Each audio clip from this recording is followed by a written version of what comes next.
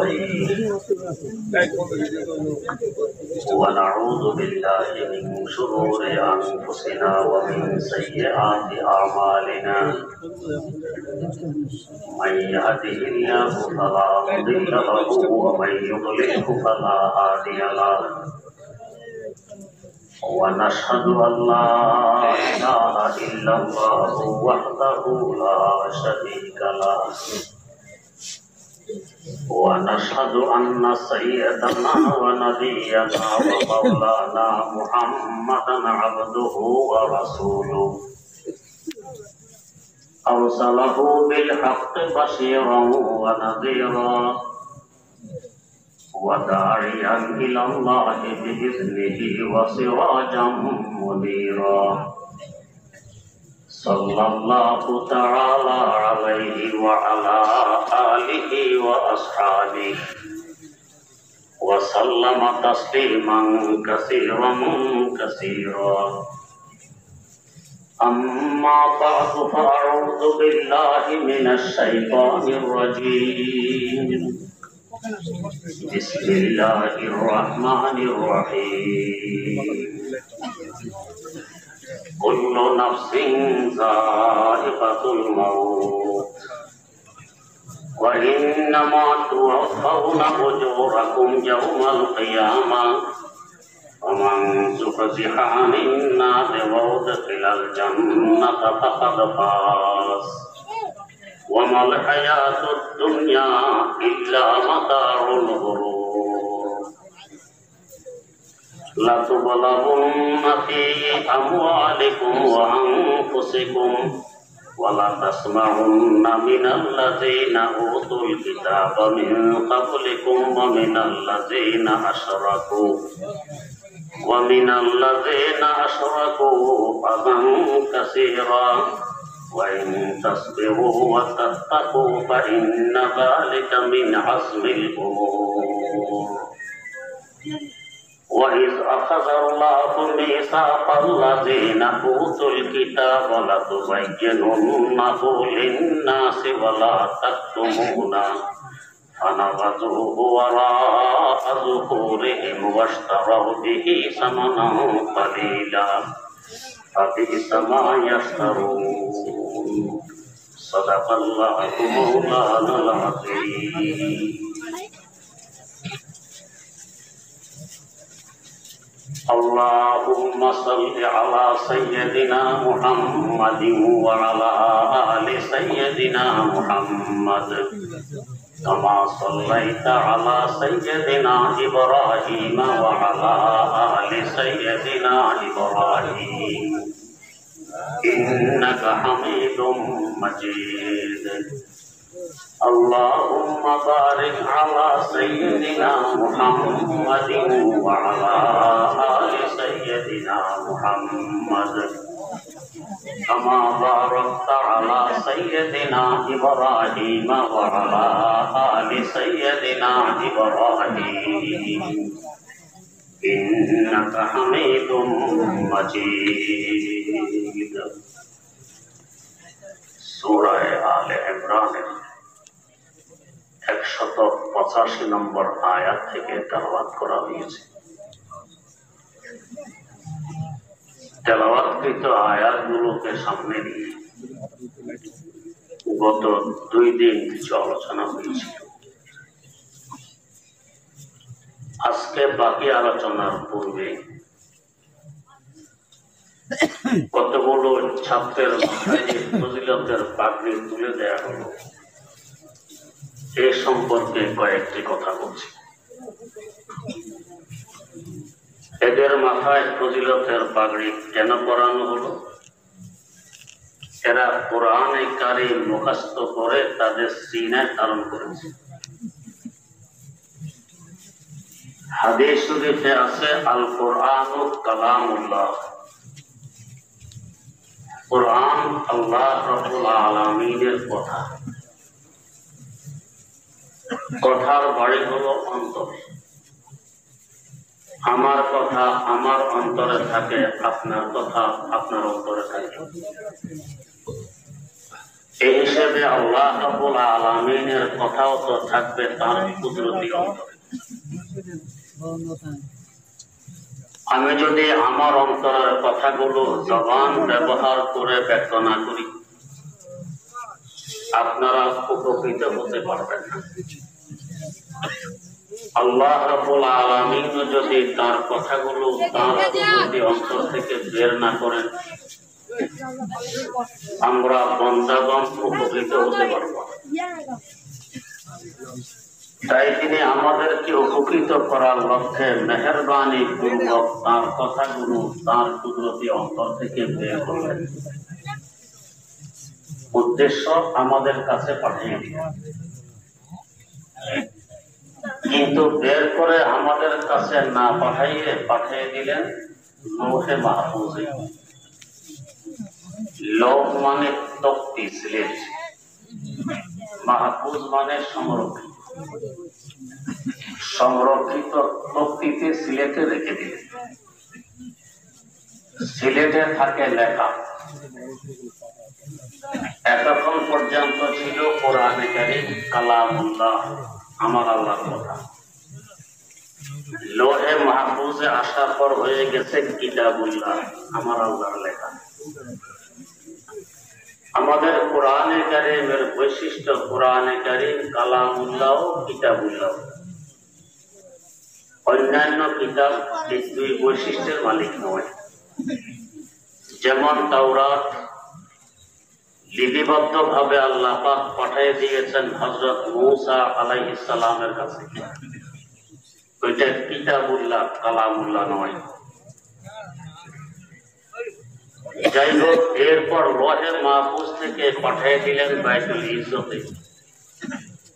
দুনিয়ার আকাশের বাসিন্দাদের কিবলা বাইতুল ইজ্জত। উদ্দেশ্য কিন্তু আমরা এখন আমাদেরকে দেয়া হয়। এরপর বাইতুল ইজ্জত থেকে পাঠিয়ে দিলেন শাহেদু আলম হযরত রাসূল আকরাম সাল্লাল্লাহু আলাইহি ওয়াসাল্লামের কলব মুবারকে।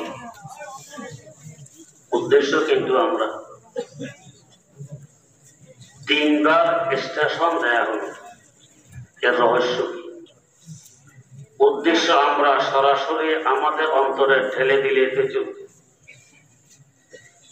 তা না করে তিনটি স্টেশন আগে দিয়ে দেয়া হল।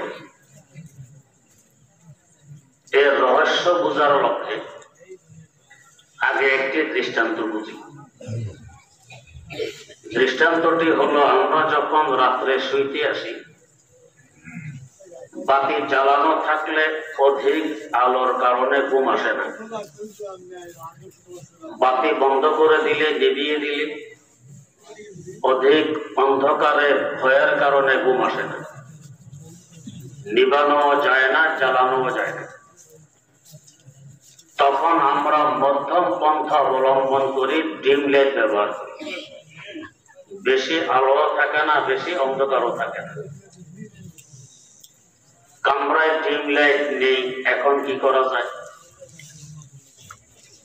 বুদ্ধি করে বাল্বের উপরে একটি কাগজের প্যাকেট লাগাই দিই। আলো এখনো বেশি, আরো কম হওয়া দরকার। তাই এর প্যাকেটের উপরে আরেকটি প্যাকেট লাগাই দিই, আরো কম হলে আরো ভালো। এর উপর আরেকটি প্যাকেট লাগাই দিই, 3টি প্যাকেট। এবার আরামে ঘুমানো যাবে। এই সময় যদি কোনো অবুঝ শিশু কামরায় আসে, সে ভাববে লাইটটি পাওয়ারলেস, এর পাওয়ার নেই, আলো নেই। কিন্তু আপনারা কি এমন ভাববেন? আপনারা ভাববেন যে নিয়ন্ত্রণের কারণে আলো আমার কাছে এসে পৌঁছতে পারতেছে না। বাকি যদি 100 পাওয়ারের হয়, এখনো 100 পাওয়ার আছে আপন জায়গায়।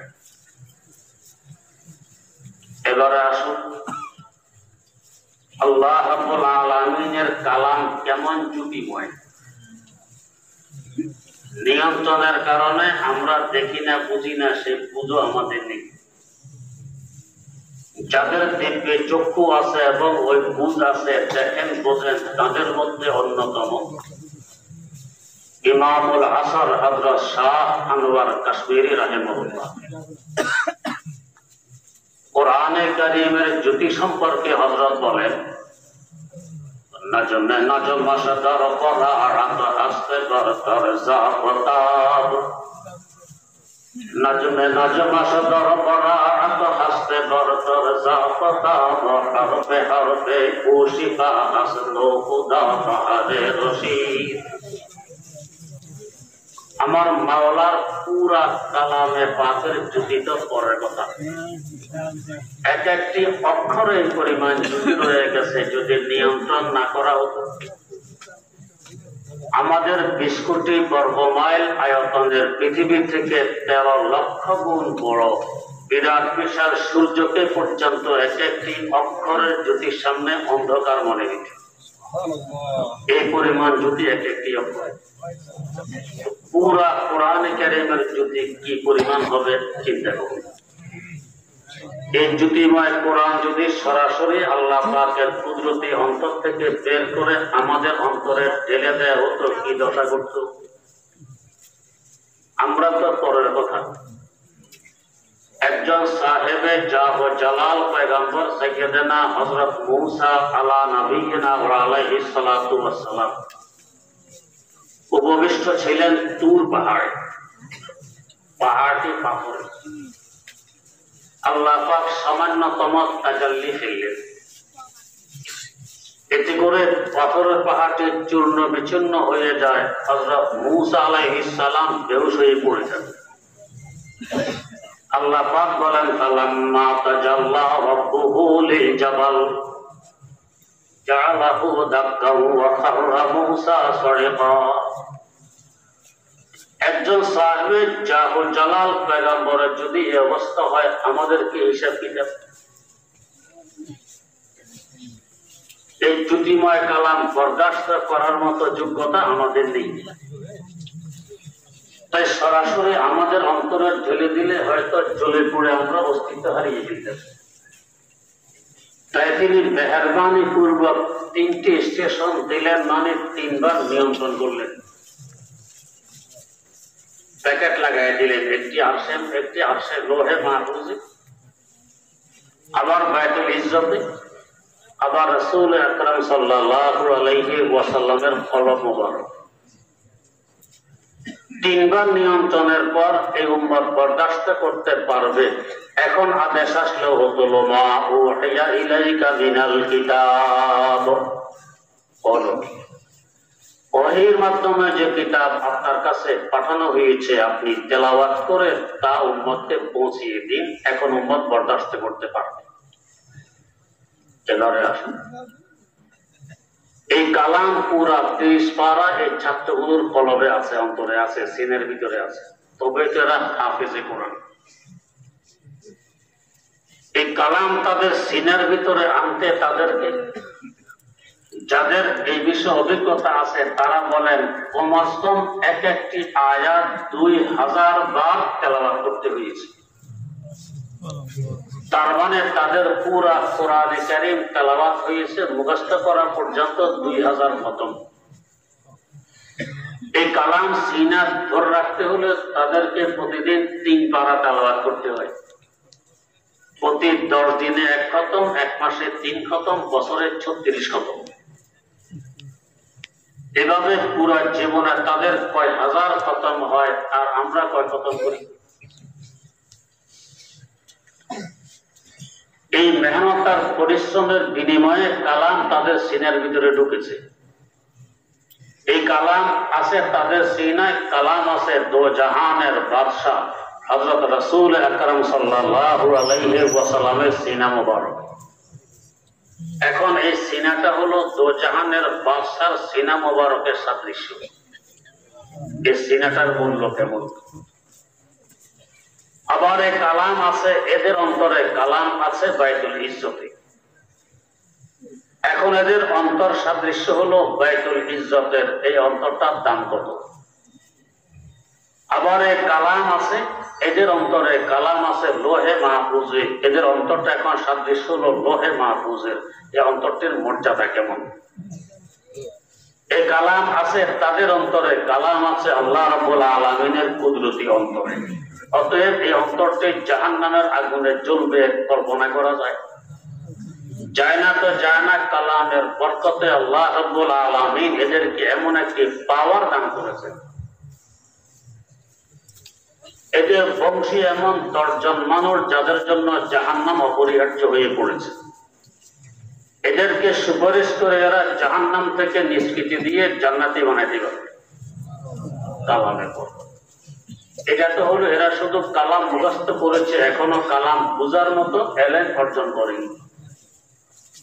আর যে সমস্ত আলেমারা কালামের অনুবাদ বোঝে, ব্যাখ্যা বোঝে, বিশ্লেষণ বোঝে, তাফসীর বোঝে, তাদের পাওয়ার কি আল্লাহ পাক দান করেছেন। এরা অসংখ্য মানুষকে সুপারিশ করে জাহান্নাম থেকে নিষ্কৃতি দিয়ে জান্নাতি বানাইতে পারবে, এদের কোন সীমাটিমা নেই। কারণ নবী করিম সাল্লাল্লাহু আলাইহি ওয়াসাল্লাম বলে গেছেন বুখারী শরীফে বর্ণিত হাদিস, ইন্নাল উলামা ওয়ারাসাতুল আম্বিয়া, নিঃসন্দেহে আলেম সমাজ নবীদের উত্তরসূরি। নবীরা কত মানুষকে সুপারিশ করে জান্নাতে নেবে তার কোন সীমা সংখ্যা আছে? নবীর উত্তরসূরি কোন সীমা সংখ্যা নেই। আপনাদের অনেকের হয়তো জানা আছে বাংলাদেশের দ্বিতীয় বৃহত্তম ইউনিভার্সিটি চিটাগাং ইউনিভার্সিটি। এই ইউনিভার্সিটি হওয়ার সিদ্ধান্ত ছিল কুমিল্লা। তখন প্রেসিডেন্ট ছিলেন ফিল্ড মার্শাল মোহাম্মদ আইয়ুব খান। তিনি মাত্র 2 দিনের জন্য বিদেশ সফরে গেছেন। যাওয়ার সময় তার প্রতিনিধি বানায় গেলেন চিটাগাঙ্গের ফজলুল কাদের চৌধুরী সাহেব। চিটাগাঙ্গের ভাষায় তাকে বলা হয়তো হগা চৌধুরী। এই 2 দিনে তিনি কুমিল্লার ভার্সিটি কেটে চিটাগাং নিয়ে কাজ শুরু করে দেন। সরকারের নিয়ম আছে নির্দিষ্ট পরিমাণের অঙ্ক কোথাও ব্যয় হয়ে গেলে এখান থেকে কাজটি আর সরানো হয় না। আইয়ুব খান এসে দেখে কুমিল্লার ভার্সিটি চিটাগাং শুরু হয়ে গেছে, এর থেকে বেশি অঙ্ক ব্যয় হয়ে গেছে, তাই এই ভার্সিটি আর কুমিল্লা আনা হয়। ফজলুল কাদের চৌধুরী সাহেব কোন পাওয়ারে কুমিল্লার ভার্সিটি চিটাগাং নিয়ে গেলেন? আইয়ুব খান মূল প্রেসিডেন্ট, তার যে পাওয়ার ছিল তার প্রতিনিধিরও সেই পাওয়ার। নবী করিম সাল্লাল্লাহু আলাইহি ওয়াসাল্লাম ঘোষণা দিলেন উলামায়ে কেরাম আমার প্রতিনিধি। তো তিনি যেমন অসংখ্য মানুষকে সুপারিশ করে জাহান্নাম থেকে নিষ্কৃতি দিয়ে জান্নাতি বানাইতে পারবেন, তার উত্তরসূরিরাও অসংখ্য মানুষকে সুপারিশ করে জান্নাতি বানাইতে পারবে। এদের কোন সীমা সংখ্যা নেই। এবারে আর একটু চিন্তা করি এই হাফেজে কোরআনের দাম কত, আলেমে কোরআনের মূল্য কেমন। এবার আর একটু বুঝি এই মহামূল্যবান কোরআনে কারীম আমাদের কাছে কেন পাঠাইলেন এত স্টেশন দিয়ে। এই রহস্যটা বোঝার জন্য আগে আরেকটি কথা বুঝি, তা আল্লাহ রাব্বুল আলামিন আমাদেরকে সৃষ্টি করেছেন বন্ধু বানানোর লক্ষ্যে। আমরা হব তার বন্ধু, তিনি হবেন আমাদের বন্ধু, আমাদের মধ্যে আচরণ হবে বন্ধু সুলভ। কি দলিল কি প্রমাণ আমাদেরকে বন্ধু বানানোর লক্ষ্যে সৃষ্টি করেছেন? আল্লাহ পাক বলেন ইন্না আরাদনাল আমানাতা আলাস সামাওয়াতি ওয়াল আরদি ওয়াল জিবাল ফাআবাইনা আন ইয়াহমিলনাহা ওয়া আশফাকনা মিনহা ওয়া হামালাহাল ইনসান ইন্নাহু কানা যালুমান জাহুলা। আমি একটি আমানত দিতে চাইলাম আকাশসমূহকে। আমানতের মানে হলো কোরআনে কারীম। দিতে চাইলাম আকাশসমূহকে, এরা অস্বীকার করলো, আমরা নিতে পারবো না। আমাদের ধারণ ক্ষমতা থেকে আমানতটির ওজন অনেক বেশি। এরপর আল্লাহ পাক দিতে চাইলেন জমিনকে, জমিন অস্বীকার করলো, আমিও নিতে পারবো না, আমার ধারণ ক্ষমতা থেকে আমানতের ওজন অনেক বেশি।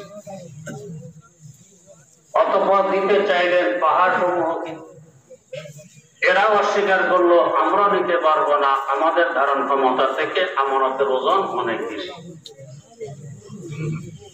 এখানে একটি প্রাসঙ্গিক কথা বুঝার, পাহাড় জমিনের একটি অংশ। পাহাড়ের তুলনায় জমিন অনেক বড়, 20 কোটি বর্গ মাইল এর আয়তন। জমিনের তুলনায় আকাশ কত বড় প্রথম দিনের বয়ানে আপনারা শুনেছেন, কল্পনার বাইরে বড়। বড় মাখলুক অস্বীকার করলো, আমাদের ক্ষুদ্র বিবেক বলে। এবার আরো বড় মাখলুককে বললেন আকাশেরা পারবে না, তোমরা নেও। যেমন হয়তো সিদরাতুল মুনতাহাকে বলবেন, কিংবা কুরসিকে বলবেন, অথবা আরশে আল্লাহকে বলবেন।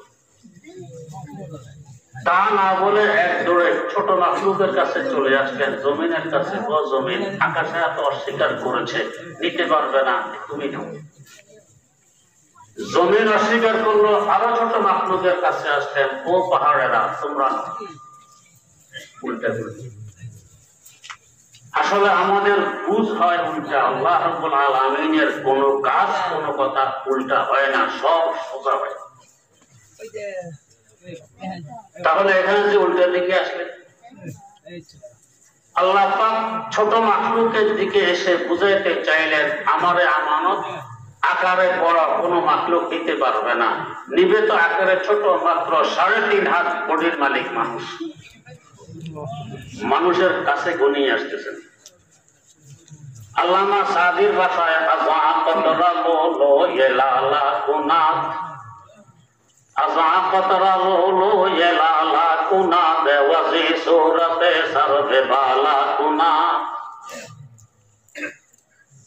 ঝিনুক সাগরে বাস করে, হা করলে সাগরের পানি দিয়ে তার পেট বোঝাই হয়। এই ঝিনুক ভাদ্র মাসের অমাবস্যা রাত সাগরের কূলে উঠে হা করে বসে থাকে এক ফোঁটা বৃষ্টির লালসায়। সামান্যতম বৃষ্টির একটু রেণু তার মুখে পড়লে মুখ বন্ধ করে আবার সাগরে ফিরে যায়। এই সামান্য বৃষ্টির রেণু থেকে তার সিনের ভিতরে লক্ষ টাকা মূল্যের মুক্তা সৃষ্টি হয়। সাগরের বিশাল পানি মুক্তা সৃষ্টি করতে পারল না। তো বড় মাখলুকেরা আমানত দিতে পারবে না, নেবে তো ছোট মাখলুক, মাত্র 3.5 হাত দেহের মালিক মানুষ, তাই মানুষের কাছে নিয়ে আসছে। এখনো কিন্তু মানুষকে নিতে বলা হয়নি। এর আগে মানুষ এগিয়ে গিয়ে বলছে, আল্লাহ আমানতটি আমাদেরকে দিয়ে দেন। নিতে বলা হয়নি, এগিয়ে গিয়ে বলছে আমাদেরকে দিয়ে দেন। কারণ কি? तो जैसा कोई हमदम कोई दम साज नहीं है, तो जैसा कोई हमदम कोई दम साज नहीं है, बातें तुम्हें हर दम मगर आवाज नहीं है, बातें तुम्हें हर दम मगर आवाज नहीं है। অন্তরঙ্গ বন্ধু, ওই বন্ধু কি চায় বলার আগে এই বন্ধু বুঝে নিয়ে বন্ধুত্বের বৈশিষ্ট্য। আল্লাহ পাক আসলে কি চাচ্ছেন মানুষ আগে এটা বোঝেন, তাই আগে মানুষ বলছে আল্লাহ এটা আমাদেরকে দিয়ে দেন। মানুষ বোঝে আমানত তো আমাদের জন্য, দেরি করলে লাভ, আল্লাহ পাক দিয়ে দিয়ে। যদি কেউ না নিত, দিতে চাইলেন কেউ নিল না, বেইজ্জতি। মানুষ নিয়ে ইজ্জত রাখেও। এখন বলবেন মোবারকবাদ। এখানেও যেন উল্টা কাজ করলেন, মারাত্মকতম 2টি গালি শুনে দিলেন। ইন্নাহু কানা যালুমান জাহুলা। ওলামায়ে কেরাম বোঝেন মুবালাগার সিগা, এরা বড় জালেম, বড় জাহিল। শুধু জালেম নয়, বড় জালেম, বড় জাহিল। আশরাফুল মাখলুকাত গালি পেয়েছে, অন্যান্য মাখলুকারা খুশি, এদের বেইজ্জতি হয়ে গেছে। কিন্তু অন্য মাখলুক যে পরিমাণ খুশি, মানুষের থেকে আরো লক্ষ কোটি গুণ বেশি খুশি। আশ্চর্য ব্যাপার, অন্য মাখলুক খুশি হলে মানুষ বেজার হবে, মানুষ খুশি হলে ওরা বেজার হবে, উভয় গ্রুপ খুশি। কেন উভয় গ্রুপ খুশি? কথাটি বুঝার লক্ষ্যে একটি ঘটনা বুঝে নিন। ঘটনাটি হল কায়েস নামক এক যুবক আরেক যুবকের জন্য পাগল, আশেক, প্রেমিক। কায়েস মানে মজনু। মজনুর আসল নাম কায়েস, আর যুবতী হলো লাইলা। এই অবস্থা দেখে লাইলার আব্বা কারফিউ জারি করেছে, মজনু আমার সীমানায় ঢুকতে পারবে না, পাহারাদার বসায় রেখেছে। মজনু লাইলার সাক্ষাৎ পায় না লাইলার বাপের কারফিউর কারণে, এতে মজনুর তো কষ্ট হয়। লাইলার কি কষ্ট হয় না, বরং লাইলার কষ্ট মজনুর তুলনায় অনেক বেশি। কারণ প্রেমের জন্ম আগে প্রেমাস্পদের অন্তরে নেয়, ওই প্রেমের আকর্ষণে প্রেমিক তার দিকে আকর্ষিত হয়। তাই প্রেমাস্পদের কষ্ট বেশি প্রেমিকের তুলনায়। रिश्ते अव्वल दर दिले माशूक पैगामी शवात, इश्क़ अव्वल दर दिले माशूक पैगामी शवात, ताना सूजद शमड़े के परवाना शायदामी शवात। देखो मोम জ্বালাইলে চতুর্দিক থেকে হাজার হাজার পোকা এসে চাপ দেয়, পরপাকা হাত পা জ্বালিয়ে দেয়। এরা মোমের প্রেমিক। কখন মোমের প্রেমিক হয়েছে? যখন মোমের মাথায় প্রেমের আগুন জ্বলেছে তখন। যতক্ষণ না মোমের মাথায় প্রেমের আগুন জ্বলেনি ততক্ষণ এই পোকাগুলো মোমের দিকে তাকাই ওঠে। পোকামাকড় গুলো চাপ দিয়ে হাত পা পরপাকা জ্বালিয়ে ফেলেছে, কিন্তু অস্তিত্ব এখনো আছে। সকালে আসতে দেখবেন গড়াগড়ি খায়। मोमेर अवस्था की घटे? जो जलाता है किसी को वो भी जलता है जरूर, जो जलाता है किसी को वो भी जलता है जरूर, शमड़ी भी जल जाती है परवाना जल जाने के बाद। মন তো তার অস্তিত্ব বিলীন করে ফেলেছে, তার অস্তিত্ব আর বাকি রয়নি। তার মানে কষ্ট বেশি হয়েছে কার? মোমের, প্রেমাস্পদ। মজনুর তুলনায় লাইলার কষ্ট আরো অনেক বেশি। তাই তো সাক্ষাতের ব্যবস্থা লাইলা করেছে, মজনু পারেনি। কিভাবে করল? লাইলা ঘোষণা দিল অমুক তারিখে আমি আমার স্বহস্তে ফকিরদেরকে ভিক্ষা দেব। উদ্দেশ্য কিন্তু গরিবের সাহায্য নয়। লাইলা কথা বলতে আমার ঘোষণা আমার প্রেমিক মজনুর কানেও পৌঁছবে। তখন মজনু ফকিরের বেশভূষা নিয়ে আমার সামনে আসতে পারবে, এক বাহানায় সাক্ষাৎ হয়ে যাবে। পাহারাদাররা তো মজনুর পাহারাদারি করে, ফকিরের পাহারাদারি তো করে না। যেমন আমাদের দেশের বহু এনজিও আকর্ষণীয় শিরোনাম নিয়ে আসে, এরা দারিদ্রতা বিমোচন করে। আসলে উদ্দেশ্য গরিবের সাহায্য, নিজের স্বার্থ উদ্দেশ্য। আমাদের অর্থ সম্পদ কেড়ে নেওয়ার পাশাপাশি আমাদের আমল ও ঈমান কেড়ে নেওয়া তাদের উদ্দেশ্য। না হয় দেখা গেছে একই র্যাঙ্কের চাকরি আমাদের দেশের একজনে করে, যে দেশের এনজিও ওই দেশের একজনে করে। আমাদের দেশের লোকটির বেতন যদি হয় 20,000, ওদের দেশের লোকটির বেতন হয় 1,20,000। এত ব্যবধান কেন? আমাদের ব্যাংক থেকে লোন নিলে বছরে 15% সুদ দিতে হয়, আর ওদের থেকে লোন নিলে আগামী সপ্তাহ থেকে কিস্তি পরিশোধ করা লাগে। বছরের শেষে হিসাব করলে দেখা যায় 150% সুদ দিতে হয়। তাহলে উদ্দেশ্য গরিবের সাহায্য না, উদ্দেশ্য তাদের স্বার্থ উদ্দেশ্য। আমরা বুঝি না। লাইলের উদ্দেশ্য ফকিরদের ভিক্ষা না, উদ্দেশ্য তার স্বার্থ উদ্ধার, তার প্রেমিকের সাথে সাক্ষাৎ ঘটলো। তাই নির্দিষ্ট তারিখে ফকিরেরা লাইন ধরেছে লাইলা সহজে ভিক্ষা দিকে।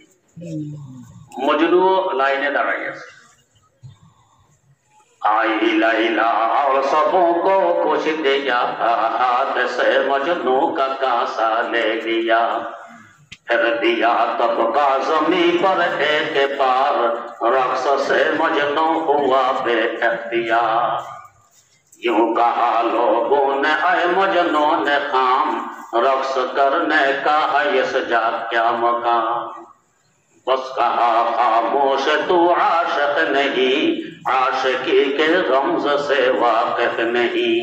ये बला हरगिज़ नहीं ये नाज है, ये भी माशूकी का एक अंदाज है। किसके आशिक के हो गए ऐसे नसीब, जो बला नाज़िल करे अपना हबीब। লাইলা ভিক্ষা দিয়ে দিয়ে ফকিরদেরকে বিদায় করছে। মজনু সিরিয়াল এসে গেছে।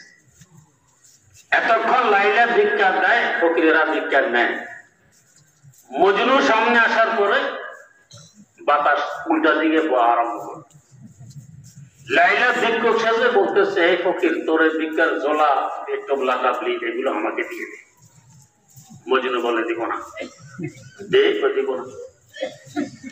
এক পর্যায়ে লাইলে এগিয়ে গিয়ে দর্শে টোবলা কেড়ে নিয়ে আসবে।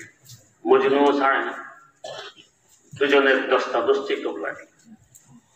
এক সময় মজনুর টোবলা লাইলার হাতে এসে গেছে। এতক্ষণের অবস্থা তো মনে হয়েছে টোবলার কতই না প্রয়োজন ছিল লাইলের, কিন্তু লাইলার হাতে টোবলা আসা মাত্র এক আশা মেরে ভেঙে চুরমার করে দিল। এতে অন্য ফকিররা খুশি হাততালি দেয়। এক ফকির ভিক্ষা পায়নি, পুঁজিবারটাও হারিয়ে ফেলেছে, ওই ভাগটা আমরা পাবো, আমাদের ভাগ বড় হবে।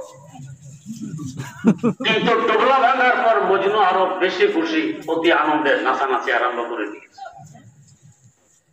ফকিরে আশ্চর্য হয়ে জিজ্ঞেস করে, কাহা ও ভাগো, ভিক্ষা পাওনি, পুঁজিবারটা হারিয়েছ, কান্দার কথা, খুশিতে নাচানাচি করতেছ, কারণটা কি? बस कहा लोगों ने है मजनू ने काम, रक्स करने का है इस जाग्या मकाम। মজনু জবাব দে, ও ফকিরেরা, তোদের উদ্দেশ্য এক মুষ্টি ভিক্ষা, আমার উদ্দেশ্য ভিক্ষা কাটা। ভিক্ষার ভিক্ষা কাটার মধ্যে যে ব্যবধান, তোদের আর আমার মধ্যে সেই ব্যবধান। তোদের এক মুষ্টি ভিক্ষা দিয়ে আমাকে বিদায় করে দিই, আমার চোখ জুড়াইতো না, অন্তর ঠান্ডা হতো না। ভিক্ষা না দিয়ে টোবলা চাইলো, এক বাহানায় কতক্ষণ কথাবার্তার সুযোগ মিলে গেছে।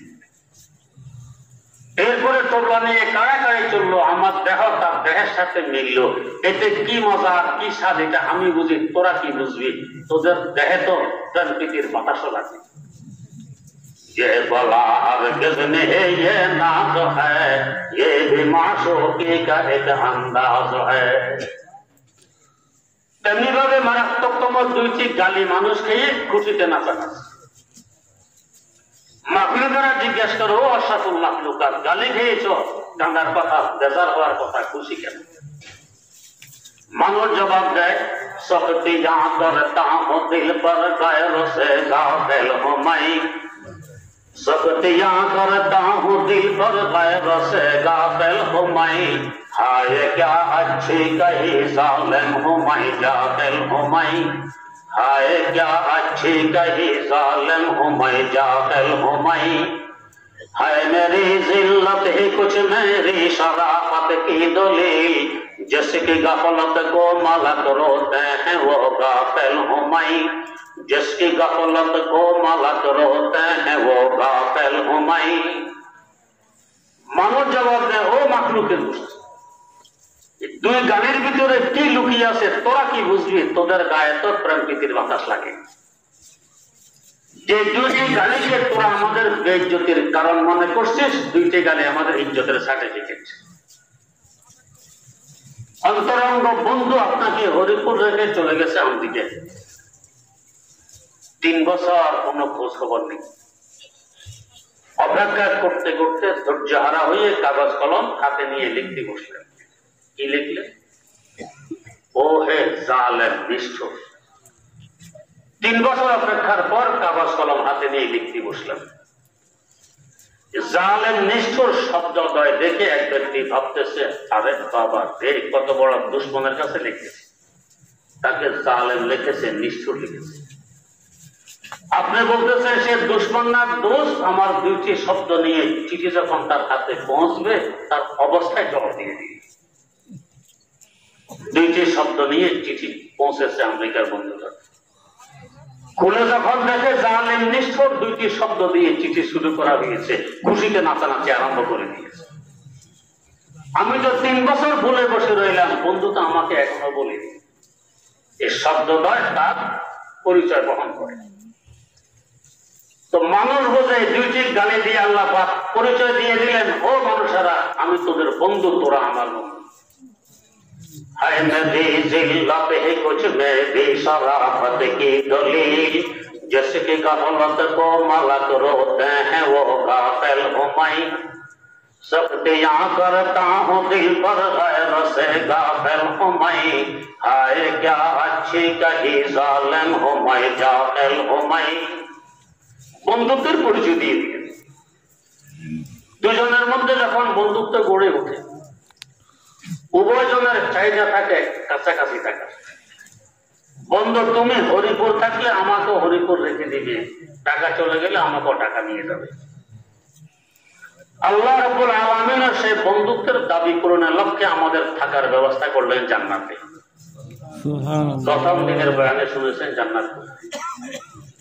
তাফসীরে রুহুল মাআনিতে উল্লেখ আছে আমাদের জান্নাতের ছাদ এবং আরশে মুআল্লার তলা হলো এক। সুবহানাল্লাহ। তার মানে আমাদেরকে যেন তার কুদরতি কদমের নিচে থাকতে দিয়ে, আর কত কাছে থাকতে দিয়ে বন্ধুত্বের দাবি পূরণ করলেন। কষ্ট জায়গাটা এখন আবার দূরে পাঠাই দিলেন। এর রহস্য হলো বন্ধু যদি সবসময় বন্ধুর বগলে বগলে ঘুরে পাশে থাকে, মিলনের স্বাদ বোঝে না, বন্ধুত্বের মজা বোঝে না। মিলনের স্বাদ এবং বন্ধুত্বের মজা বুঝতে হলে বিচ্ছেদ যন্ত্রণা সহ্য করতে হয়, বিরহ বেদনা সইতে হয়। এরপর যখন আবার মিলন ঘটে তখন বুঝে আসে মিলনের স্বাদ কত। আল্লাহ পাক যেন জানাই দিলেন, বন্ধুরা সব সময় যদি আমার কুদরতি কদমের নিচে জান্নাতে বসবাস করতে থাকো, কাছে থাকার মজা বুঝবে না, দিদারের স্বাদ বুঝবে না। কাছে থাকার মজা, দিদারের স্বাদ বুঝতে হলে বিচ্ছেদ বেদনা সইতে হবে। এই লক্ষ্যে যাও, তোমাদেরকে পাঠিয়ে দিলাম দুনিয়ার সফরে। সফর শেষ করে আবার যখন তোমাদের আদি বাসস্থান বাপের বাড়ি জান্নাতে প্রবেশ করবে, আমি বন্ধুর দিদার করবে, তখন বুঝবে দিদারের মজা কত, কাছে থাকার স্বাদ কত। তবে বন্ধুরা দুনিয়ার সফরে লক্ষ কোটি বছর কেটে যেতে পারে, রূহ জগতে বহু বছর কাটবে, উদর জগতে 9 মাস কাটবে, বিশ্ব জগতে কতদিন কাটবে জানা নেই, কবর জগতে হয়তো লক্ষ কোটি বছর কাটতে পারে, আসর মাঠে 50,000 বছর কেটে যাবে। এই দীর্ঘ সফর, এতদিন বিচ্ছেদ যন্ত্রণা সহ্য করবে, দীর্ঘ বেদনা সহ্য করবে, তোদের কষ্ট হবে।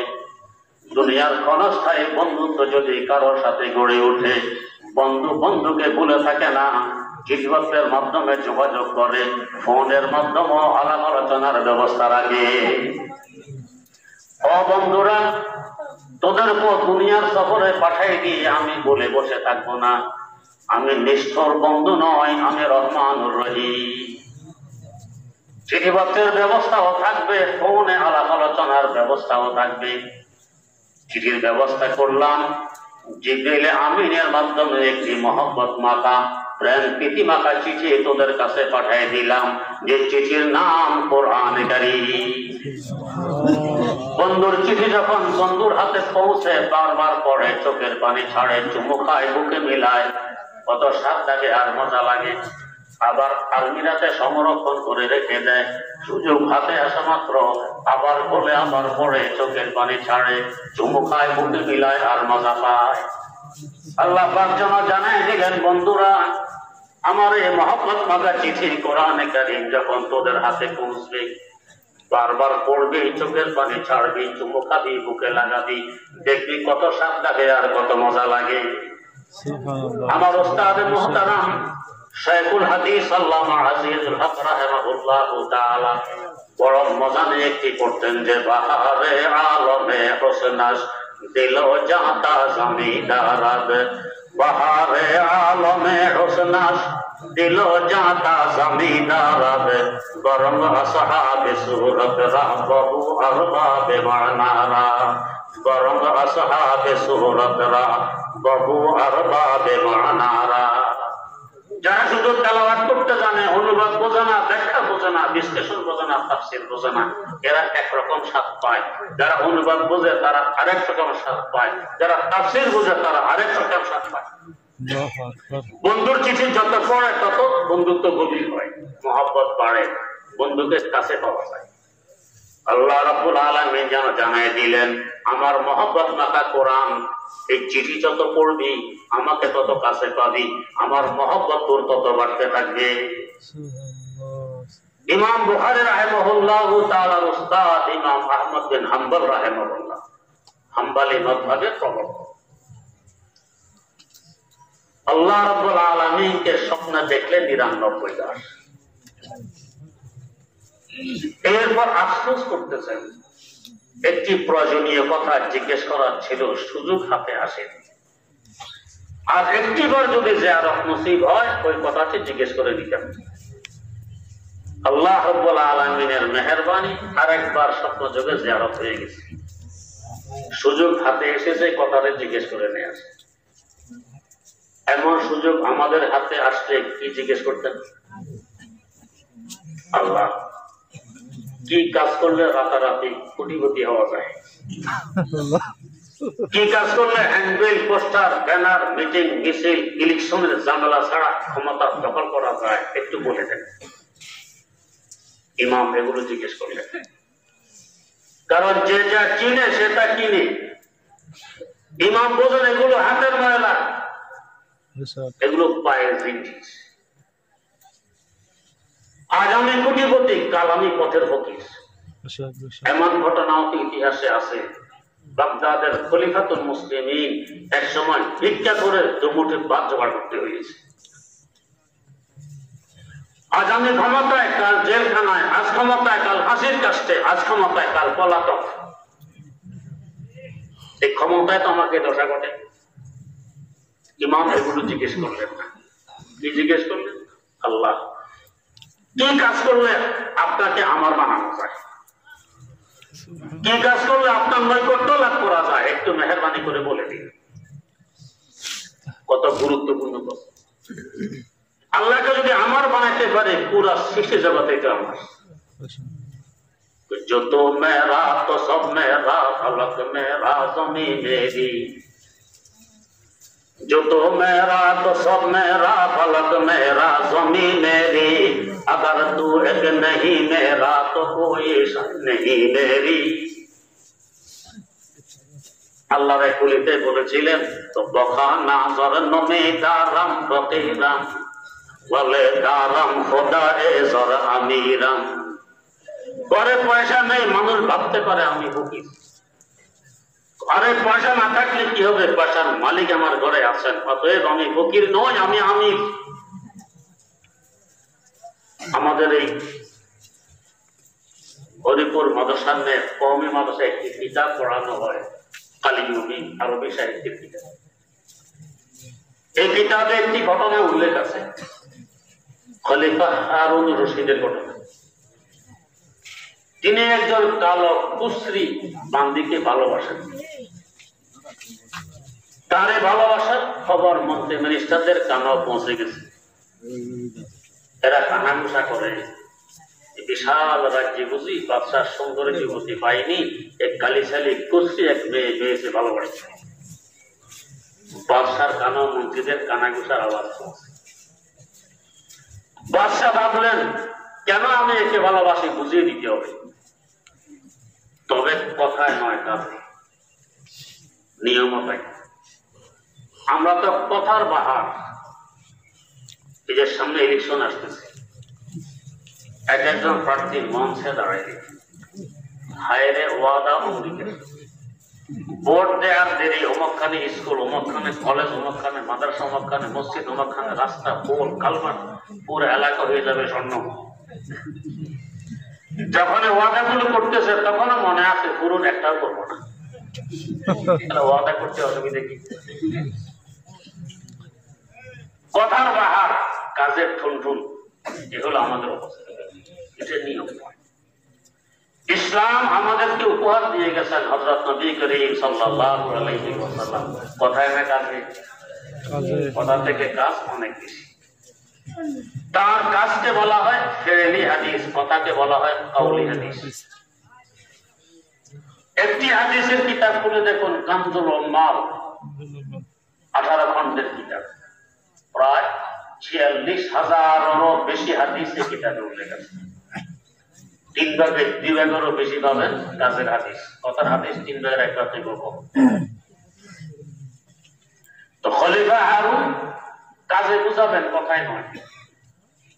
এই লক্ষ্যে মন্ত্রী মিনিস্টারদেরকে দাওয়াত করলেন। কালো বান্দিও সে মজলিসে আছে। সকলের উপস্থিতির পর বাদশাহ বললেন, ট্রেজারির হীরা, মণি, মুক্তা, স্বর্ণ মুদ্রা, রৌপ্য মুদ্রা, জওহর, এগুলো মাঠের মধ্যে ছিটাও। মন্ত্রী মিনিস্টাররা কানাঘুষা করে, ইন্না লিল্লাহ। বাদশাহ তো দেমাগ ঠিকানাই নেই, এই জন্য তো কালিছালি বাঁধে নিয়ে পাবো। এই হীরা, মণি, মুক্তাকে ছিটানোর বস্তু, কিন্তু বাদশার আদেশ ছিটানো হইল। আকার যেন জমিনে নেমে আসছে, তার কারণে জলমল জলমল করছে। এবার বাদশাহ বললেন, এই মুহূর্তে যার হাত যে বস্তুর উপর পড়বে সেই বস্তুর মালিক হয়ে যাবে, আর ফিরিয়ে নেওয়া হবে না। এ কথা শোনা মাত্র কি প্রধানমন্ত্রী, কি স্বরাষ্ট্রমন্ত্রী, কি পররাষ্ট্রমন্ত্রী, কি অর্থমন্ত্রী, কি শিক্ষামন্ত্রী, কে কার আগে ঝাঁপিয়ে পড়বে মাঠে। মুহূর্তের মধ্যে মাঠ পরিষ্কার, বস্তা বোঝাই। কালো বান্দিও আছে মজলিসে, বাদশার পাশে দাঁড়াইয়ে বাদশার কাঁধের উপরে একখানা হাত রেখে ওদের তামাশা দেখতেছে। মন্ত্রী মিনিস্টাররা হীরা, মনে মুক্তা কুড়ায় আর বলা বলি করে। এতদিন তো দেখতাম রং নেই, রূপ নেই, শ্রী নেই, আজকে দেখতেছি মনে মুক্তা কুড়িয়ে মুহূর্তের মধ্যে কোটিপতি হতে পারে, সে তামাশা দেখতেছে। আর একে নিয়ে বাদশা ভালো। মনে মুক্তা কুড়ানো শেষ। বাদশাহ বললেন, সকলেই পুনরায় নিজ নিজ আসন গ্রহণ করুন। আবার মন্ত্রী মিনিস্টার নিজ নিজ আসনে। এবার সকলের সামনে বাদশাহ কালো বান্দিকে লক্ষ্য করে জিজ্ঞেস করলেন, এই বান্দি, এমন সুযোগ কি আর কখনো হাতে আসবে? না আসার সম্ভাবনা একটু বেশি। তাহলে সুযোগ হারিয়ে ফেললি কেন? মনে মুখটা কেন করে নিলে? বান্দি জবাব দেয়, বাদশাহ, একটু আগে আপনি বলেছিলেন এই মুহূর্তে যার হাত যে বস্তুর উপর পড়বে সেই বস্তুর মালিক হয়ে যাবে। এই কথার উপর আপনি এখনো অটল আছেন? আগের যুগের বাদশাহ যা বলতো তার উপরে অটল থাকতো। এখনকার নেই রাতারাতি সংসদ ডেকে আইন পরিবর্তন করতো না। আমি যখন ক্লাস 4-এ পড়ে দেখি, কবিতা পড়েছিলাম, হবু চন্দ্র রাজা বলে ববু চন্দ্রে ডেকে আইন জারি করে দিও রাজ্যতে আজ থেকে, কাঁদতে কেহ পারবে না গো যতই মরক শোকে, হাসবে আমার যতে প্রজা, হাসবে তত লোকে। মন্ত্রীকে ডেকে বলছে, আইন করা তো কাঁদা নিষেধ, জোরপূর্বক হাসি রাজ্য বানাবে। আমরা যেভাবে ডিজিটাল বাংলাদেশ বানাই এভাবে আর যে কাঁদবে তাকে শুলিতে চড়তে হবে। মন্ত্রী আইন শুনে দিল, এখন আর ভয়ে কেউ কাঁদে না। ওই সময়ের নিয়ম ছিল, শুলিতে যদি দৈনিক একজন অপরাধী না চড়ানো হয় শুলি নষ্ট হয়ে যায়। অপরাধী নেই, শুলি নষ্ট হওয়ার পথে। মন্ত্রী এসে বলছে, রাজামশাই, কেউ তো কাঁদে না, অপরাধী নেই, শুলি তো নষ্ট হইতে চলছে, শুলি রক্ষা করার কি বুদ্ধি? কি ভুলো কি কেউ কাঁদে না? আরে বাপ রে বাপ, আপনার আইনের যে তেজ, কাঁটা তো ভুলে গেছে, ভুলে কাঁদতে পারছি। আশ্চর্য কথা, কাঁদা আবার বলে নাকি? ডাকো লোকজনকে, লোকজনকে ডাকা। রাজা এসে জিজ্ঞেস করছে, কি ব্যাপার, তোমরা কেউ কি ভুলো কাঁদো না? রাজা মশাই, আপনার আইনের যে পাওয়ার, পুলিশ আপনার হাতে, র্যাব আপনার হাতে, আর্মি আপনার হাতে, সব আপনার হাতে, কাঁদা তো আমরা ভুলেই গেছি। এখন আমাদের অবস্থা হলো পাঠশালাতে ছাত্র দল ব্যস্ত খেয়ে হাসে, রোগ বিছানায় শুয়ে রোগী হাসছে অনায়াসে। শিক্ষক পিঠায় তো ছাত্ররা হাসে, রোগ বিছানায় গড়াগড়ি খায় রোগী, কিন্তু হাসতে হাসতে গড়ায় সব হাসে। আশ্চর্য ব্যাপার, হাসা কি কাঁদা কি মানুষকে বলে? দেখো এভাবে কাঁদতে হয় বলে রাজা হ্যাঁ হ্যাঁ করে কেঁদে দেখাই দিয়েছে। মন্ত্রী দাঁড়ায় বলছে, রাজা মশাই আপনার আইন ছিল যে কাঁদবে তাকে শুরুতে চড়তে হবে, আপনি যে এখন কাঁদলেন। আমরা হলো তো সংসদ ডেকে আইন পরিবর্তন করে গেছে। রাজা বললেন কি? রাজা বলেন, আমার আইন নড়বে না এক চুল, আমার সাজা আমি নেব, তৈরি করো শুন, আমার সাজা আমি নেব, তৈরি করো শুন। শুলি প্রস্তুত করো, আমি শুলিতে চড়বো, তারপর আইন ভঙ্গ করা যাবে না। বাদে জিজ্ঞেস করে, একটু আগে যে বলেছিলেন এই মুহূর্তে যার হাত যে বস্তুর উপর পড়বে সেই বস্তুর মালিক হয়ে যাবে, এ কথার উপর আপনি কি এখনো অটল আছেন? বাদশাহ হারুন বলছেন, হ্যাঁ আমি এখন অটল আছি। তো তাহলে তাকিয়ে দেখুন তো আমার হাতে কার উপর পড়ে আছে। বাঁধির হাতটা বাদশার কাঁধে, বাঁধি বোঝাই দিল বাদশাহ, এক মুহূর্ত পূর্বে আপনি ছিলেন আমার মালিক, আমি ছিলাম আপনার দাসী। আপনার এই কথার উপর আমলের দরুন এখন আমি হয়ে গেছি আপনার মালিক, আপনি হয়ে গেছেন আমার গোলাম। মন্ত্রী মিনিস্টারদের বস্তার ভিতরে হীরা মণি মুক্তা জওহর স্বর্ণ মুদ্রা রত্ন মুদ্রা থাকলে কি হবে? ওদের মালিক যেহেতু আপনি, সবকিছুর মালিক আপনি, আর আমি যখন আপনার মালিক, অতএব এখন সব কিছুর মালিক আমি। যত মেরা তো সব মেরা, ফলক মেরা জমি মেরি, अगर तू एक नहीं मेरा तो कोई शाय नहीं मेरी। আল্লাহকে যদি আমার বানাইতে পারে তোমার সবকিছু তো আমার। আল্লাহ আমার না হলে পৃথিবীর বাদশা হলে কি হবে? বাস্তবে আমি কাজের করি। ইমাম জিজ্ঞেস করলেন, আল্লাহ কি কাজ করলে আপনাকে আমার বানানো যায়? আল্লাহ ইমাম আমার কালাম তেলাওয়াতের মাধ্যমে সহজে আমাকে তোমার বানানো যায়। সুবহানাল্লাহ, সুবহানাল্লাহ। কত গুরুত্বপূর্ণ কালাম এটা। ইমাম আরো বিচক্ষণতার পরিচয় দিলেন, আল্লাহ বুঝে শুনে করতে হবে নাকি না বুঝে করলেও চলবে? এদেরকে বলে ফকিহ, এদেরকে বলে মুজতাহিদ, এদেরকে বলে মুফতি।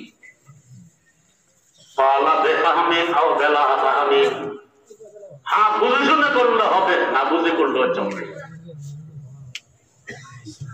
না বুঝে করলেও আল্লাহকে নিজের বানানো যায়, বুঝে করলে আরো কত নৈকট্য লাভ করা। এই কালাম আল্লাহকে আমার বানানোর একটা হাতিয়ার। আল্লাহ পাঠায় দিলেন, তেলাওয়াত করো, আমাকে তোমার পেয়ে যাবে। এই মাদ্রাসায় এটাই শেখানো হয়, আপনাদের ছাত্রদেরকে আল্লাহ বানায় দেয়। ইমামুল হিন্দ শাহ ওলিউল্লাহ মুহাদ্দিস দেহলভী রাহমাতুল্লাহ আলাইহি, তার বড় সন্তান সিরাজুল হিন্দ শাহ আব্দুল আজিজ মুহাদ্দিস দেহলভী রাহমাতুল্লাহ আব্বার জন্য দোয়া করেন। কি দোয়া? রোহে বেদরাম সাদক মি মুফতে উস্তাদ, রোহে বেদরাম সাদক মি গুফতে উস্তাদ, ফরজন্দ মুরাদ ইশক বিয়া মুজদিগার হে, ফরজন্দ মুরাদ ইশক বিয়া মুজদিগার হে। আল্লাহ আমার আব্বার রূহকে আপনি কবর জগতে বড় শান্তিতে রাখুন, পরকালে বড় শান্তিতে রাখুন। কেন? আমার ছোটবেলা আমার আব্বা আমাকে নিয়ে মক্তবের উস্তাদের হাতে তুলে দিয়ে বললেন, আমার ছেলেকে ইশক মহব্বত আর প্রেম শেখানোর জন্য আপনার হাতে তুলে দিয়েছেন।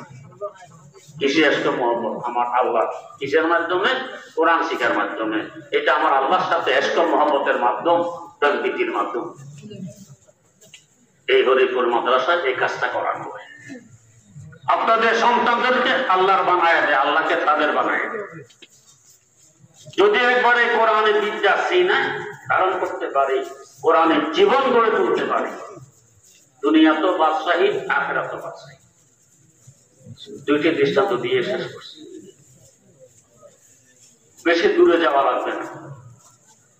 আমাদের দেশে বড় বড় রাজনৈতিক দল, ক্ষমতাসীন দল সমাবেশ ডাকে, বস্তি থেকে, গার্মেন্টস থেকে বাধ্যতামূলক ফ্রি বাস দিয়ে সমাবেশে নিয়ে যায়।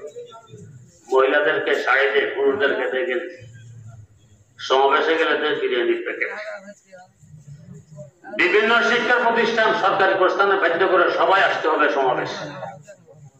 এরপরও মানুষ কয়জন হয় জাতি থেকে? 5ই আগস্ট হাটহাজারে হযরত আহমদ শফী রহমতুল্লাহ আলাইহি ডাক দিলেন নবীর ইজ্জত রক্ষার ডাক। এক ডাকে 30 লক্ষ মানুষের সমাগম ঘটে ঢাকা শাপলা চত্বরে। তিনি আধা ভাষায় খরচ করেননি কাউকে আনাতে। তাহলে বলুন তো বাদশাহী কারাবে মারা যাওয়ার পরে লাহোর শহর রাবি নামক দরিয়ার তীরে অবস্থিত।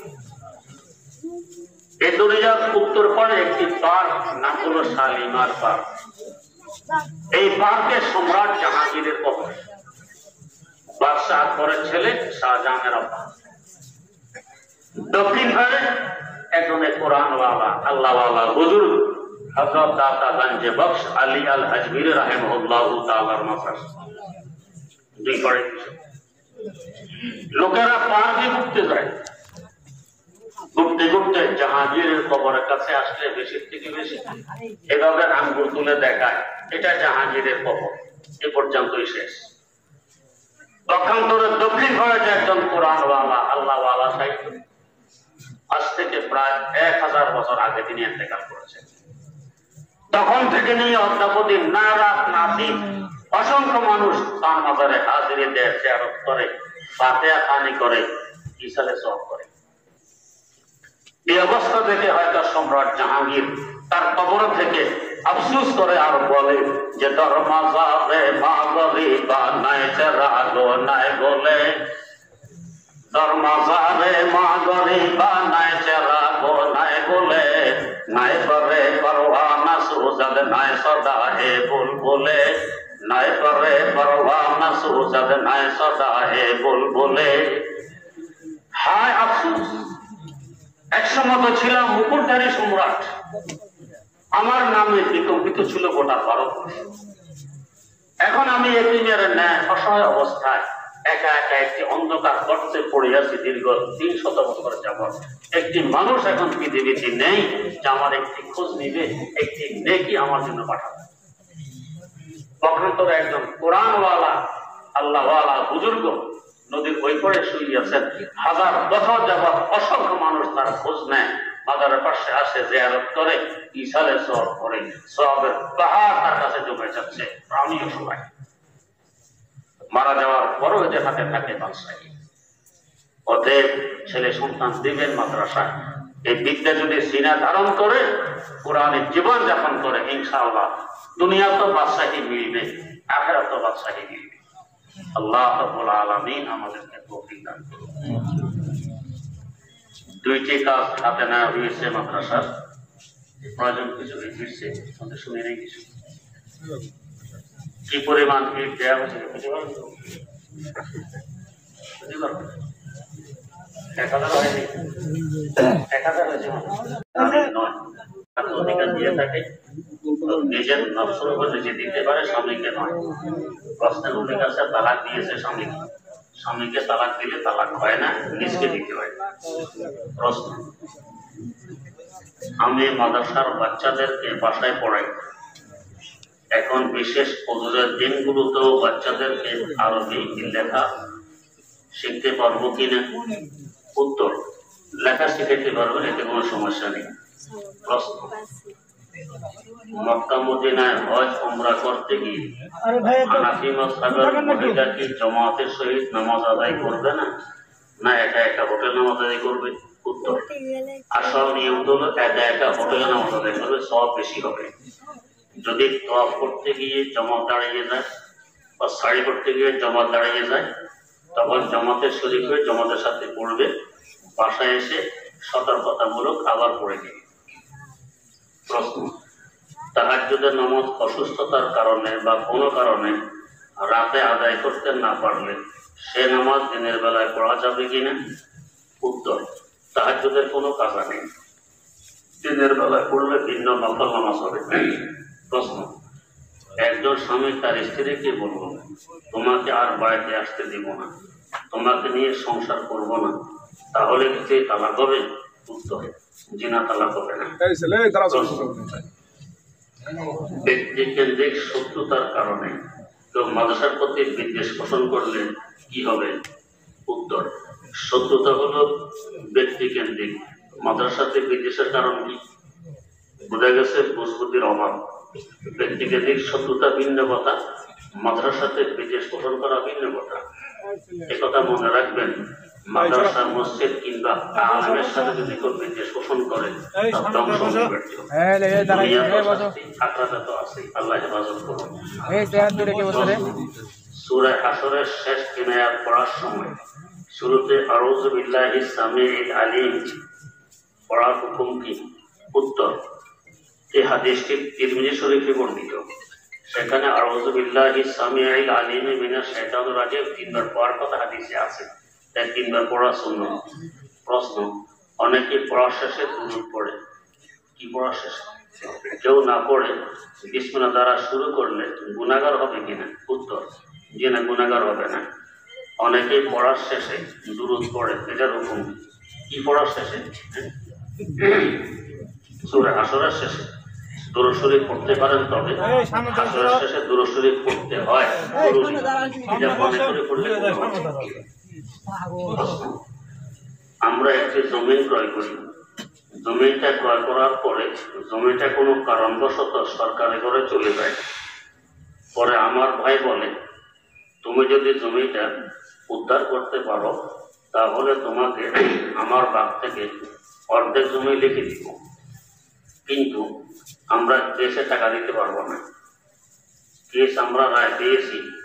পরে আমরা তাদের ওয়ারিসদেরকে বললে কেহ দিবে আর কেহ দিতে নারাজ।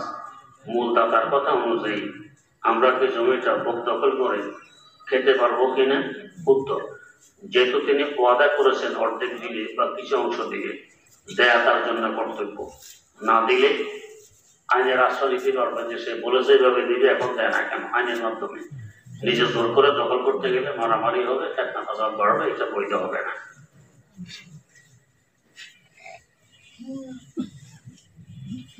প্রশ্ন, দুইজন মসজিদে গেল, যাওয়ার পর একজন প্রস্রাব করতে গেল, সে প্রস্রাব করার পর শুধু পানি ব্যবহার করলো, ডিলাগুলো কিছু ব্যবহার করলো না, ওযু করে নামাজে দাঁড়ালো, এটা কি জায়েজ আছে?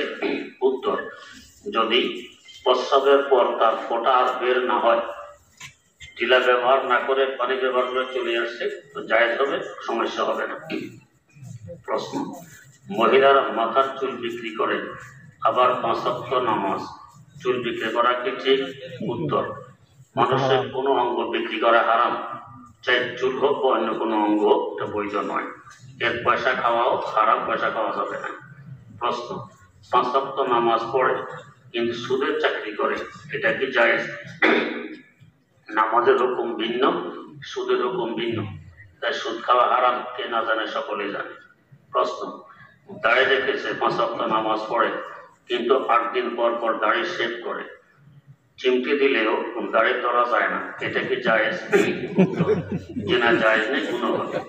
প্রশ্ন, একটি লোকের 2টি স্ত্রী, প্রথম স্ত্রীকে কোনো ভরণ পোষণ দেয় না, কিন্তু দ্বিতীয় স্ত্রীকে নিয়ে হজে যায়, এই হজ কি কবুল হবে? উত্তর, স্ত্রীর ভরণ পোষণ ভিন্ন কথা, হজে যাওয়া ভিন্ন কথা। হজ কবুল হবে, তবে উভয় স্ত্রীর মধ্যে সমতা বজায় রাখা ফরজ। এক স্ত্রীকে বেশি দিলাম, আরেক স্ত্রীকে কম, এটা হারাম, কবিরা গুনাহ হবে। প্রশ্ন, বিষ পান করা অথবা আত্মহত্যা করে যারা মারা যায়, তারা কি কোনোদিনও জান্নাত পাবে না? উত্তর, অনেক লম্বা সময় জাহান্নামে থাকার পর ঈমানের সাথে যদি মারা গিয়ে থাকে তাহলে জান্নাত পাবে। প্রশ্ন, জান্নাতে যাওয়ার পর স্বামী স্ত্রীকে পাবে, আবার স্ত্রী স্বামীকে পাবে, আর পরিবারের সবাইকে পাবে শুনেছি, কিন্তু লোকদের মুখে শুনি ভাই বোনকে পাবে না। কথাটা কতটুকু সত্য? কথাটি সত্য নয়, যাদেরকে পেতে চায় সবাইকে পাবে। প্রশ্ন, বিশ্বনবীর মেয়ে হযরত ফাতেমা রাদিয়াল্লাহু তাআলা আনহা আমাদের কি হন? মা হন নাকি বোন? আমাদের নবীর মেয়ে হন। প্রশ্ন, আজ থেকে প্রায় 10 বছর আগে এতিম বাচ্চাকে সরকারের পক্ষ থেকে ব্রাক অফিস থেকে একটি গরু দিয়েছিল। এটা নেওয়া কি হালাল না হারাম একটু জানাবেন। এরা সাধারণত সুদের কারবারে জড়িত থাকে। যদি ঠিকই সুদের পয়সা থেকে দিয়ে থাকে তো এটা নেওয়া হারাম, বৈধ নয়। হ্যাঁ, যদি সে যাকাত খাওয়ার উপযোগী হয় মেয়েটি, তো তাহলে সুদের টাকা এবং সুদের টাকার বস্তু খাওয়া তার জন্য বৈধ হবে। প্রশ্ন, মুসলমানের ছেলে মেয়ে বিয়েতে গানের তালাকার স্থানীয় মেয়েরা নাচানাচি করা, হিজড়া এনে নাচানো, শহর থেকে নর্তকী ভাড়া করে এনে নাচানো কি ধরনের পাপ? উত্তর, কবিরা গুনাহ। প্রশ্ন, পুরুষ মহিলা সবাই মিলে সে নাচ দেখা ও গান শোনা কি ধরনের পাপ? এটা কবিরা গুনাহ। আল্লাহ হেফাজত করুন।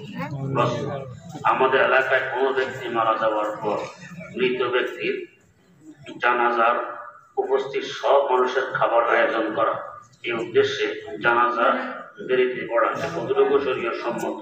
উত্তর, এখানে দুইটা গুনাহ। জানাজা দেরিতে পড়া মাকরুহের গুনাহ, আর খানার আয়োজনও শরীয়ত সম্মত নয়। এই জন্য একটা করা যাবে না, দেরিয়ে করা যাবে না, খানার আয়োজনও করা যাবে না। হ্যাঁ, যদি দূর থেকে কোনো মেহমান আসে তাহলে আশ্বাসের কেউ তাদের খাওয়ার ব্যবস্থা করে দেওয়া মুস্তাহাব। প্রশ্ন, আমার স্টুলা অপারেশনের কিছুদিন পর মাঝে মাঝে পিছনের রাস্তা দিয়ে হালকা একটু বায়ু বের হয়, কোন প্রকার চাপ ছাড়া, এদিকে ওযু ছুটে যাবে? উত্তর, জি, ওযু ছুটে যাবে। আমার জায়গা জমি ও সোনাদানা আছে, কিন্তু আমার নগদ ক্যাশ নেই, আমার কি হজ খরচ হবে? উত্তর, যদি জায়গা জমির আয় দিয়ে সংসার চলার পরেও আরো উদ্বৃত্ত জমি থাকে, সোনা গয়না থাকে, আর এগুলোর মূল্য দিয়ে হজ যাওয়া আসা, হজে থাকার খরচ হয়ে যায়, তাহলে হজ খরচ হবে। প্রশ্ন, স্বামী স্ত্রীর 3 তালাক হওয়ার কিছুদিন পর পুনরাবার ওই স্ত্রীকে বিবাহ করতে চাইলে ইসলামের বিধান কি? এভাবে বিবাহ করতে পারবে না। কোরআন শরীফে আছে, আত-তালাকু মাররাতান ওয়া ইমসাকুম বিমা'রুফিন আও তাসরিহুম বিইহসান। তালাক 2 বার, এরপরে চাইলে আবার সুন্দর করে রাখতে পারে, চাইলে আবার ছেড়ে দিতে পারে। যদি ছেড়ে দেয়, তাল্লাকাহা, যদি আবার তালাক দিয়ে দেয়, আগে 2 আবার দেওয়ার পরে 3 হয়ে গেল। এখন ফালা তাহিল্লু লাহু হাত্তা তানকিহা যাওজান গায়রাহু, এখন স্ত্রীকে বিবাহ করা আর জায়েজ নেই। হ্যাঁ, যদি তালাকের ইদ্দত পূরণ হওয়ার পর অন্য কেউ তাকে বিয়ে করে, অথবা সে আবার তালাক দেয় কিংবা মারা যায়, অথবা বিয়ের সময় মেয়ে তালাকের অধিকার নিয়ে রাখে, সে অধিকার বলে নিজে নিজে তালাক দেয়, এরপর ইদ্দত শেষ হয়, পুনরায় যদি আবার আগের স্বামী রাজি থাকে, নতুন করে মহর ধার্য করে 2 জন সাক্ষীর সামনে বিবাহ বন্ধনে আবদ্ধ হইতে পারে, এছাড়া সম্ভব নয়। প্রশ্ন, আমি একটি গরুর ষাঁড় ও ছাগলের পাঠা পালন করে এদের বীজ দিয়ে টাকা নেয়, হালাল হবে নাকি হারাম হবে? উত্তর, হালাল হবে না। প্রশ্ন, আমি পশু ডাক্তার, গরুর বীজ বাইরে থেকে কিনে এনে গরুর বাচ্চা হওয়ার জন্য বীজ দিয়ে টাকা নেওয়া হারাম হবে নাকি হালাল? উত্তর, এটা হালাল হবে, হারাম হবে না। প্রশ্ন, এক ব্যক্তি তাবলীগ জামাতকে মসজিদে ঢুকতে দেয়নি এবং বলেছে জামাত মসজিদে থাকবে নাকি মসজিদ আবাদ হয়ে যাবে, এই কথাটা সঠিক কিনা? উত্তর, মোটেও সঠিক নয়। প্রশ্ন, এক ইমাম সাহেব তার দাড়ি সম্পূর্ণ সাদা হয়ে গিয়েছে, সে সাদা দাড়ি উনি সম্পূর্ণ কালো করে ফেলেছে। সাদা দাড়িকে পরে কালো করা মাকরুহে তাহরিমের গুনাহ হয়, এমন ইমামের পিছনে নামাজ পড়াও মাকরুহে তাহরিম। আর অন্য রং যদি লাগায়, বাদামি রং, লাল রং, তাহলে কোনো সমস্যা নেই, বরং ভালো। প্রশ্ন, পাগড়ি মাথায় দিয়ে নামাজ আদায় করলে 70 গুণ সওয়াব বেশি পাওয়া যায়, এই কথাটি সঠিক কিনা? উত্তর, সঠিক নয়। এই ব্যাপারে যে হাদিসগুলো পেশ করা হয় সেগুলো বানাওয়াট। আল মাকাসিদুল হাসানা লিল ইমাম আস-সাখাবী, এই কিতাবে এই নিয়ে বিস্তারিত আলোচনা আছে। প্রশ্ন, মসজিদের মেহরাব বা কাতারের মাঝ বরাবর না হওয়ার কারণে ইমাম সাহেব কি প্রথম কাতারে দাঁড়িয়ে ইমামতি করতে পারবে? উত্তর, যদি প্রথম কাতারে দাঁড়ানোর পরেও মসজিদের ভিতরে জায়গা হয় তাহলে কোনো সমস্যা নেই, মধ্যখান বরাবর দাঁড়াই নামাজ পড়াইতে পারবে। আর যদি মসজিদের জায়গা না হয় তাহলে পিছিয়ে দাঁড়াবে না সামনে দাঁড়াবে। প্রশ্ন, আমাদের গ্রামে মহিলাদের তালিম হয়, অন্য গ্রাম থেকে এসে মহিলারা তালিম করে, তালিমের মধ্যে শুধু আবুল আলা মধু সাহেবের যেটা পড়ানো হয়, তালিমের মধ্যে ফাজাইলে আমাল, ফাজাইলে সাদাকা এগুলো পড়াবার চেষ্টা করবেন। আর অন্যদের সকল কিতাব নির্ভরযোগ্য নয়, যার কারণে অনেক সময় ভ্রান্তিতে পড়ার সম্ভাবনা রয়েছে।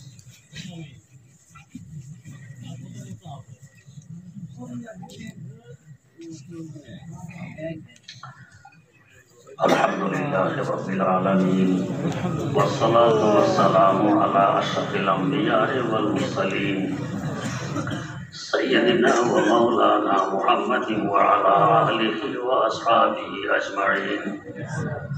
ربنا آتنا في الدنيا حسنة وفي الآخرة حسنة وقنا عذاب النار ربنا لا تزغ قلوبنا بعد إذ هديتنا وهب لنا من لدنك رحمة إنك أنت الوهاب رب ارحمهما كما ربياني صغيرا رب ارحمهما كما ربياني صغيرا رب ارحمهما كما ربياني صغيرا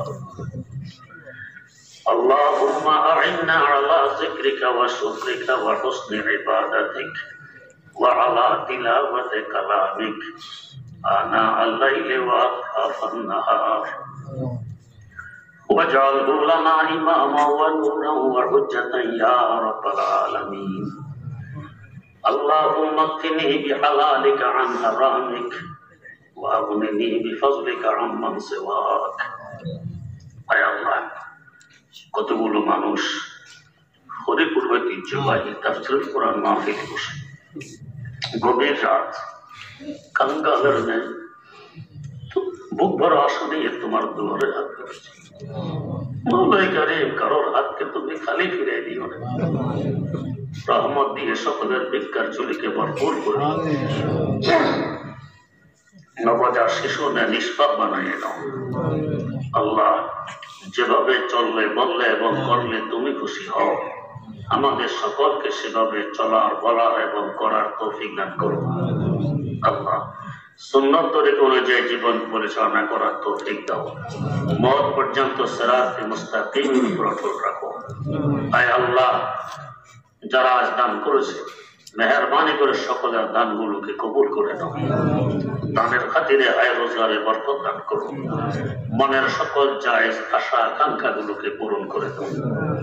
আল্লাহ, আমাদের মধ্যে, আমাদের আত্মীয় স্বজনদের মধ্যে, হিতাকাঙ্ক্ষী শুভাকাঙ্ক্ষীদের মধ্যে, বন্ধু বান্ধবদের মধ্যে, পাড়া প্রতিবেশীদের মধ্যে যারা আমাদেরকে ভালো জানে এবং আমরা যাদেরকে ভালো জানি, এদের মধ্যে যত রোগী আছে সকলকে দ্রুত রোগ থেকে মুক্তি দান করো।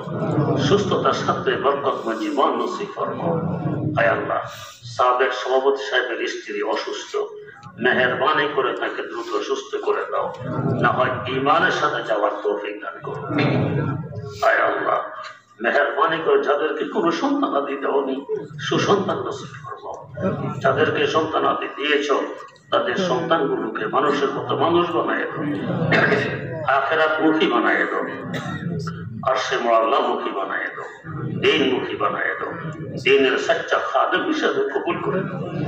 আয় আল্লাহ, মেহেরবানি করে আমাদেরকে তোমার বানায় নাও, তুমি আমাদের হয়ে যাও, কদমে কদমে দস্তগিরি ফরমাও। আল্লাহ, এই 3 দিন যাবৎ এলাকায় ঈদের খুশির লেহে দৌড়ে যাচ্ছিল দেখা গেছে, আল্লাহ সে খুশি আজ শেষ হয়ে গেছে। আল্লাহ, মেহেরবানি করে এভাবে তাদেরকে সারা বছর খুশি রাখো, আখিরাতেও খুশি রাখো, কবর জগতেও খুশি রাখো। আল্লাহ, মা বোনেরা কত কষ্ট করে, কত মানুষের বাক্সা করে, কত মেহমানদারি করেছে, আল্লাহ তাদেরকে উত্তম প্রতিদান দান করো। আল্লাহ, যাদের জন্য দোয়া চাওয়া হয়েছে সকলকে সকলের নেক মকসুদে কামিয়াব ফরমাও। অত্র মাদ্রাসার বড় হুজুর আল্লাহ বার্ধক্যে পৌঁছে গেছেন, দুর্বল হয়ে গেছেন, আল্লাহ মেহেরবানি করে সফলতার সাথে দীর্ঘ হায়াত দান করো, বরকতময় জীবন দান করো। যাতে আরো বেশি বেশি খেদমত করতে পারে। আল্লাহ আপনার মাদ্রাসাখানকে কিয়ামতের আগ পর্যন্তের জন্য কবুল করে নাও, দৈনন্দিন উন্নতি নসিব ফরমাও। আল্লাহ দ্বীনের মজবুত একটি কিল্লা হিসাবে মানুষকে কবুল করে নাও, এলেমের দুর্গ হিসাবে কবুল করে নাও। এখান থেকে হেদায়েতের জ্যোতি, এলেমের নূর দুনিয়ার আনাসে কানাসে ছড়িয়ে দাও। মাদ্রাসার সকল প্রয়োজনকে গায়েবের খাজানা থেকে পূরণ করে দাও। কাল আল্লাহ এবং কাল রাসূলের ধুনি যাতে এখানে উঠতে পারে সুযোগী বানায় দাও। আল্লাহ মাদ্রাসার খাতিরে এলাকার বিশেষ রহমত নাজিল করো, আসমানি জমিনি বলা মুসিবত থেকে এলাকার হেফাজত করো।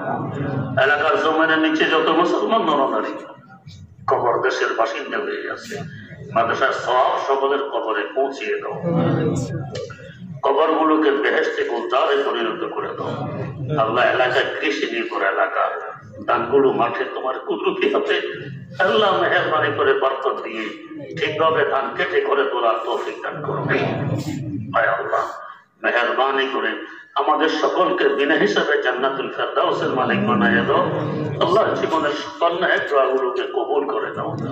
ইয়া ইলাহি কুন মুনাজাতাম ওয়া ফজলে খুদ কবুল, या इलाही कुन मुनाजातम व फज़ले खुद कबूल, बहर सदका ज़ात पाक के हर नबी व हर वली, शाह सवारे वादी इरफान तक़ी मुर्शिदी, शाह सवारे वादी इरफान तक़ी मुर्शिदी, सैयदी मौलाना अब्दुल हय्य आरिफ आरिफी, हम हकीमुल उम्मते खैरिल वरा कुतबे खुदा, दस्तगीरे दस्तगीरा यानी मुर्शिद थानवी, बहरे अंदाज़ो बनूरो हज़रते अब्दुर रहीम, अब्दे बारी अब्दे हादी हज़रत दी मक्की वली, हम मुहम्मदी मुहिब्बुल्लाह शाहिबु सईद, हम निज़ामुद्दीन जलालो अब्दे कुद्दूस अहमदी,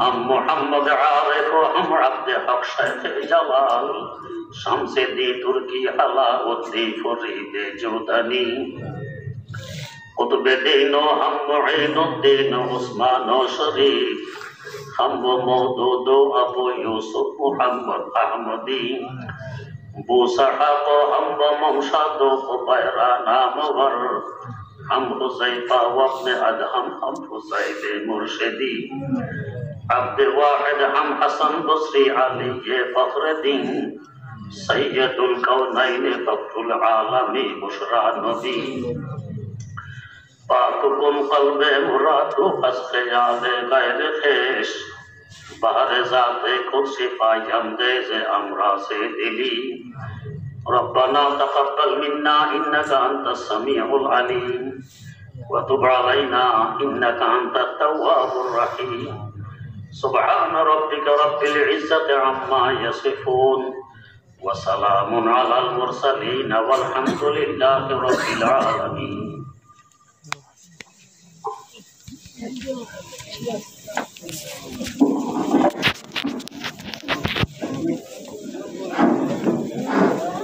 अल्हम्दुलिल्लाह। आगे